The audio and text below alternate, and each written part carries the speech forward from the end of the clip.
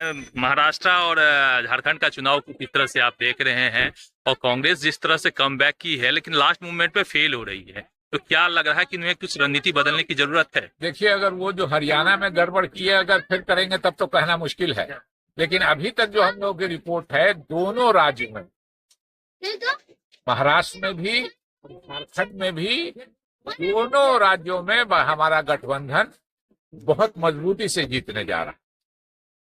हम हरियाणा में भी जीत रहे थे, हम तो आज भी कहते हैं कि हरियाणा की जीत उनकी सच्चाई वाली जीत नहीं। और इलेक्शन कमीशन का जो रोल है वो एक बहुत ही चिंताजनक है। इस देश के लोगों को सोचना चाहिए कि आज किसी का शासन किसी का नहीं रहता है। यहां तो 30-30 से 40 साल लोगों ने शासन किया है, ये डेमोक्रेसी से पहले। आपको एक सज्जन का नाम याद भी नहीं होगा, अकबर का नाम सुना होगा लोगों ने, लेकिन अकबर कहने का मतलब सीधे लोग अकबर द ग्रेट कहते हैं। हम अकबर द ग्रेट की बात नहीं कर रहे हैं, अकबर सेकंड की बात कर रहे हैं। उसने 32 साल इस देश में शासन। शाह आलम सेकंड, उसका नाम भी कोई नहीं जानता है, उसने 46 साल इस मुल्क पर हुकूमत की।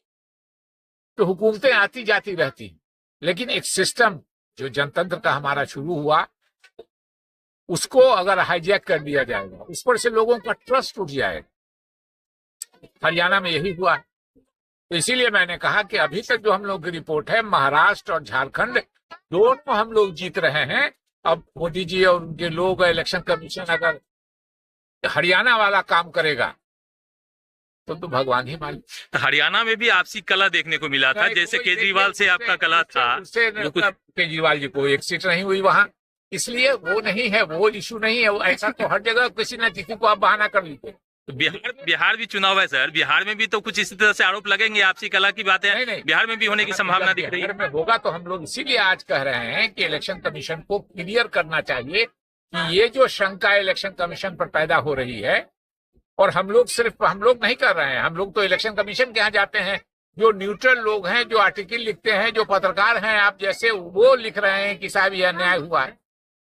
इसलिए फिर दोबारा कहेंगे कि अगर हरियाणा वाली गड़बड़ी नहीं की तो महाराष्ट्र भी हम जीतेंगे और झारखंड भी। अच्छा सर, एक लास्ट क्वेश्चन है। बिहार में एक बड़ा आरोप लगा था लोकसभा चुनाव के दौरान में कि टिकट बेचने का तेजस्वी यादव के ऊपर में, तो क्या जो चुनाव है 25 का चुनाव, उससे पहले इन संभावनाओं को भी खारिज करने की कोशिश की जाएगी? का काम ही है अफवाह फैलाना विरोधी दल के लोगों के नाम। और देवेंद्र प्रसाद यादव ने लगाया था आरोप। जितने बड़े सेठ साहूकार और बड़े बड़े धन्ना सेठ हैं, और स्टेट साहूकारों का मोदी जी इससे ज्यादा कोई बड़ा पैरवीकार है। नोटबंदी हुई थी, हमसे हमारे पार्टी के एक सीनियर लीडर से डिफरेंसेस हो गया। वो कहते थे कि ये बिना सोचे समझे लिया गया फैसला।